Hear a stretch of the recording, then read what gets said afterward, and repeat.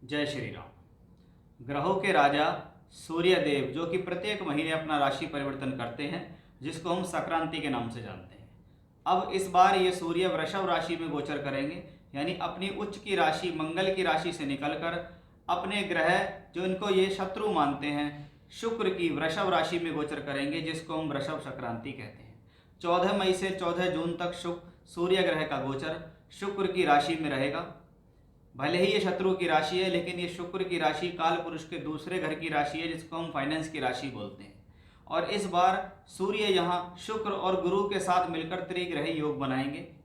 सामान्य तौर पर सूर्य का वृषभ राशि में जाना शुभ होता है, लेकिन इस बार यहाँ पर दो अन्य ग्रह भी हैं, शुक्र और गुरु, जिनको सूर्य ने अकेले अस्त भी किया है। तो इसका आपकी राशि पर क्या प्रभाव होने वाला है, यह सब कुछ बहुत विस्तार से मैं इस वीडियो में आपको बताऊंगा कि आने वाला जो एक महीना है इसमें सूर्य देव आपको क्या दे सकते हैं। ये वीडियो उन लोगों के लिए और ज़्यादा खास हो सकता है जिन लोगों को अपने जीवन के अंदर सूर्य की दशा चल रही है, या शुक्र की दशा चल रही है, या गुरु की दशा किसी भी तौर पे चल रही है, चाहे वो महादशा है, अंतरदशा है या प्रत्यंतर दशा है। क्योंकि ग्रहों के राजा हैं सूर्य, और सूर्य यहाँ पर पृथ्वी तत्व राशि जिसको हम कहते हैं, धन त्रिकोण राशि जिसको हम कहते हैं, अर्थ त्रिकोण राशि जिसको हम कहते हैं, उसकी राशि के अंदर सूर्य गया। अब सूर्य कौन है? राज्य सरकार का कारक है। तो ये सभी लोग जिनका राज्य सरकार से संबंधित कोई काम है, राजनीति में वो लोग काम करते हैं, अधिकारियों से मिलकर काम है, सरकारी नौकरी से संबंधित काम है, किसी भी प्रकार का सरकारी क्रियाकलाप करने वाले लोगों के लिए ये गोचर लाभान्वित साबित हो सकता है। क्योंकि यहाँ पर वो शुक्र की राशि में जाके शुक्र को अस्त करेंगे। गुरु कारक होते हैं धन के, गुरु भी इस दौरान वृषभ राशि में रहेंगे, उनको भी ये अस्त करेंगे। इनसे संबंधित वीडियो मैंने पिछले समय में बनाए भी थे कि शुक्र और गुरु दोनों अस्त हैं, और वो अस्त होके एक साथ आपको क्या दे सकते हैं और उनके लिए क्या विशेष उपाय करके आप इस दौरान अशुभ प्रभाव से बच सकते हैं, उसके लिए भी मैंने वीडियो बनाए हैं, आप मेरे चैनल पर जाके देख सकते हैं। सूर्य ग्रह जिसको हम सम्मान का कारक कहते हैं, पिता का कारक कहते हैं, राजनीति का कारक कहते हैं, अधिकारी वर्ग, सरकारी नौकरी, मान सम्मान।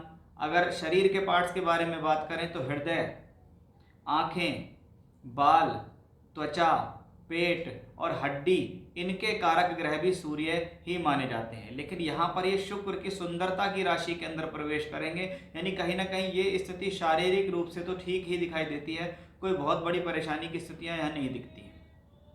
अब शुक्र की राशि के अंदर सूर्य जाएंगे, जहां पर क्रमशः 3 नक्षत्र भी होते हैं।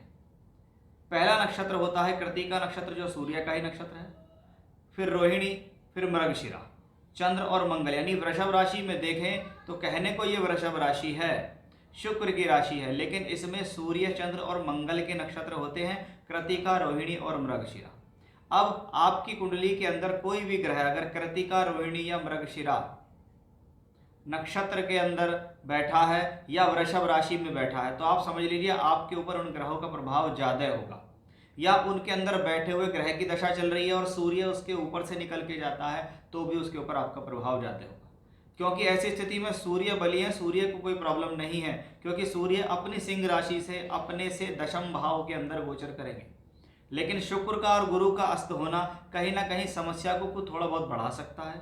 उपाय स्वरूप यदि हम देखें तो ऐसी स्थिति में मैं कहता हूं कि बृहस्पति का बीज मंत्र जपना चाहिए, सूर्य देव की आराधना करनी चाहिए, श्री सूक्तम का पाठ करने से भी आपकी बहुत सी समस्याएं हल हो जाती हैं। तो अब हम देखेंगे कि एक महीने तक जब सूर्य यहाँ रहेंगे, 3 नक्षत्रों में रहेंगे, गुरु शुक्र को अस्त करते रहेंगे, तो ये एक महीने तक सूर्य की वृषभ राशि में जो वृषभ संक्रांति कहलाती है, ये आपकी राशि के ऊपर क्या परिणाम दे सकती है, उसके बारे में हम विस्तार तौर पे जानेंगे। क्योंकि सूर्य इस दौरान जिस राशि में प्रवेश करेंगे, ये महीना होगा ज्येष्ठ मास। ज्येष्ठ मास, ज्येष्ठ का मतलब बड़ा होना, और सूर्य जैसा ग्रह जब ज्येष्ठ मास में प्रवेश करता है तो कहीं ना कहीं जीवन में कुछ अच्छी ऊंचाई या अच्छी शुरुआत होने की भी स्थिति हम कहते हैं। ज्येष्ठ मास जो क्रम से देखा जाए तो हनुमान जी और भगवान शिव को भी प्रिय माना जाता है। तो ऐसी स्थिति में अगर हनुमान जी और शिव जी से संबंधित भी पूजा पाठ किए जाएँ, उनके दर्शन किए जाएँ, तो भी आपके लिए वह शुभ होते हैं। अब आइए जानते हैं कि आपकी राशि पर इसका क्या प्रभाव होगा और इस एक महीने के दौरान ये सूर्य देव आपको क्या दे सकते हैं। ये देखते हैं कि वृषभ राशि के जातकों के जीवन में सूर्य देव जो आपकी राशि से चौथे घर के मालिक होकर राशि में पहुंचे हैं। अब यानी चौथे घर का मालिक अच्छे ही भावों में है। अगर हम देखा जाए तो 1, 5, 9 और 1, 4, 7, 10 इसमें जो कॉमन जगह है वो 1 होती है, यानी आपकी राशि या लगन कॉमन है, इसलिए इसको सबसे पवित्र भाव, पवित्र जगह माना जाता है। यहाँ पर गया हुआ कोई भी ग्रह अपने कारकत्वों की वृद्धि करता है, वो बुरा होते हुए भी बुरा कर नहीं पाता है। ऐसी स्थिति जीवन में होती है कि ये जो भी भाव का स्वामी वहाँ पहुँचता है उसकी वृद्धि होती है। यानी अब सूर्य चौथे घर का मालिक अगर होकर यहाँ पर पहुँचा हुआ है तो ये स्थिति क्या दिखाती है? ये स्थिति लगातार इस बात को दर्शा रही है कि कहीं ना कहीं ये स्थिति आपके जीवन में भूमि, जमीन, जायदाद या प्रॉपर्टी से संबंधित कोई सुख देने में सक्षम है, क्योंकि वो पहली प्रायोरिटी उसकी चौथे घर का रिजल्ट देने की होगी। चौथे का मालिक आपकी राशि में चला गया है, शुक्र ग्रह के साथ शुक्र की ही राशि में है, इसलिए संसाधनों में वृद्धि का योग है। कोई स्कूटी खरीद ली, कोई गाड़ी खरीद ली, कोई इलेक्ट्रॉनिक्स आइटम्स ले आए, या घर के अंदर कुछ रिनोवेशन करा दिया, कुछ भी बेहतरी कराने का योग हमें यहाँ इस सूर्य शुक्र के योग से ही दिखता है। भले ही शुक्र यहाँ अपनी ही राशि में बैठे होंगे, लेकिन वो सूर्य से अस्त हैं, लेकिन सूर्य खराब जगह का स्वामी नहीं है, इसलिए वो आपको खराब रिजल्ट नहीं देगा। ऐसा सूर्य चाहते हुए भी आपको प्रॉब्लम नहीं देगा। दूसरी बात, सूर्य वृषभ में है, सबसे पवित्र स्थान में, शुक्र भी वही है और धन का कारक गुरु भी वही है जो कि लाभ स्थान का स्वामी है। यानी ये स्थिति स्वास्थ्य के लिए, मान सम्मान के लिए, आपके जीवन में आगे बढ़ने के लिए हम कह सकते हैं पॉजिटिव है। धन के लिए पॉजिटिव है, भले ही धन के कारक अस्त हुए लेकिन वो सूर्य से अस्त हैं, इसलिए और राशि में कॉम्बिनेशन चल रहा है, सूर्य चतुर्थेश है यानी केंद्र का स्वामी है, इसलिए ये खराब दोष नहीं है। अगर यहाँ पर त्रिग्रह योग बनता है तो इसको हम दूषित योग नहीं कह सकते।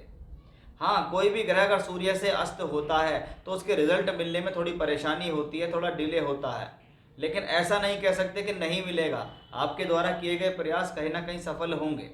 तो पहला रिजल्ट 4th हाउस का मिलेगा, दूसरा रिजल्ट क्योंकि राशि में गया इसलिए सभी तरीके से संपन्नता मिलेगी, सभी तरीके से लाभ मिलेगा, सभी तरीके से सुख शांति देने वाला है।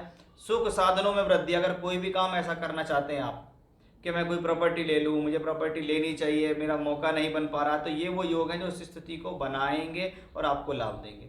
सूर्य क्योंकि ज्योति का कारक शुक्र ग्रह कहलाता है, और सूर्य जब आपकी राशि में हो तो ऐसी स्थिति में थोड़ा आंखों का ध्यान रखें, स्किन डिजीज ना हो जाए।